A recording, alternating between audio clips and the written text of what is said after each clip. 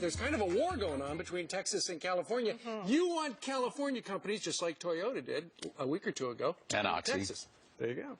And we're also reaching out to some smaller companies like Sriracha. And the sauce people. Yeah. Hot sauce people. Because, you know, and it really is. When you think about the competition between the states, that's what our founding fathers really meant for us to do, is the federal government to do a few things, do them very well.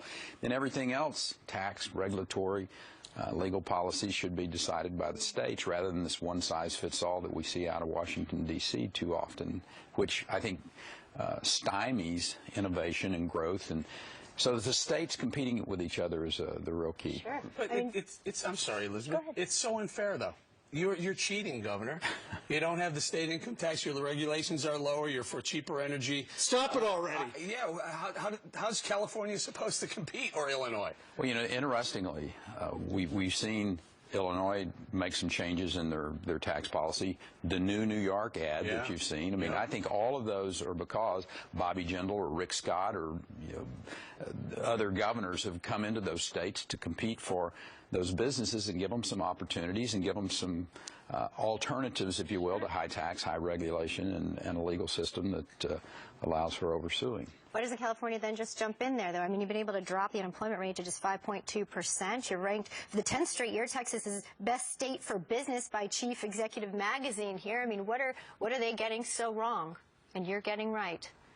Well, we don't have that much time to really sit here and go through all the different things that, but there's four that matter. It's tax structure, it's a regulatory climate, it's the legal system, and it's the accountable public schools, so you have a skilled workforce.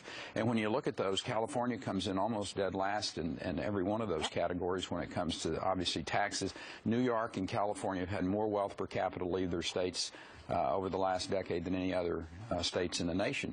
And they've come to places like Nevada or Texas or Arizona or, you know, listen, Rick Scott's doing an extraordinary job in Florida of really making that state be competitive. He's moved up to right below Texas on the CEO magazine list. And credits you for some of the things that he's done in Florida. But the fact is, he and governors like Nikki Haley and John Kasich up in Ohio, they're really making a difference in those states and making those states be more competitive. So blue state governors need to be looking over their shoulder. They need to be responding to these types of and it's not a tax. I mean, this is just being competitive. It's like the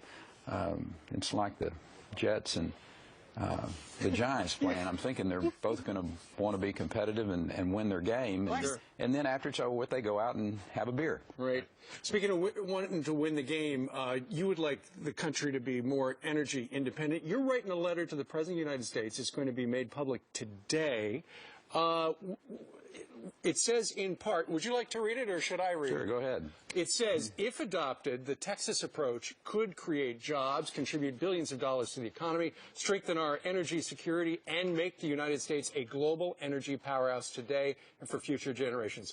I encourage you, Mr. President, to act quickly to free up these resources and to remove the barriers to our nation's economic resurgence and opportunity for families all across America. Yeah, and I think that last sentence is the one that's really the most powerful one when you think about what's happened in the state of Texas with the resurgence of the shale gas formations that have been explored and being able to use those resources and the job creation. Maybe 5 years ago, a young man in South Texas that was newly married, maybe he dropped out of high school, he might not even had a job, and today he's driving a truck in the Eagle Ford formation, that natural gas and oil formation that's just creating an incredible amount of jobs, making over $100,000 a year. That can happen in southern New York.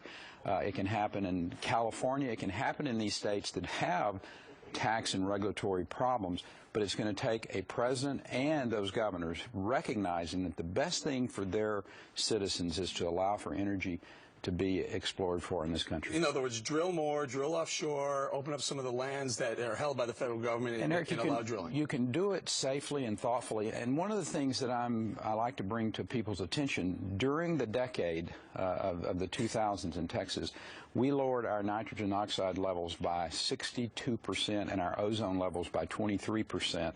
That's really cleaning up the air of real pollutants and making a difference, creating all those jobs. We had 5 million people move into our state during that period of time. So you can have energy security in North America with the XL pipeline, with what's happening in Mexico and North America. We don't have to be held hostage by countries that may not have our best interest in mind by allowing that type of exploration for our natural resources in the state. That's the type of thoughtful economic and energy policy that this administration should be engaged in. Well, Texas is a great state. I'm down there all the time because, as you know, my daughter goes to SMU. We've got in attendance some SMU. Your daughter and your money come to Texas. It's a lot of both. For good reason. All right. Governor, thank you very much. Good to see you. Governor, great to see you. Yes, ma'am.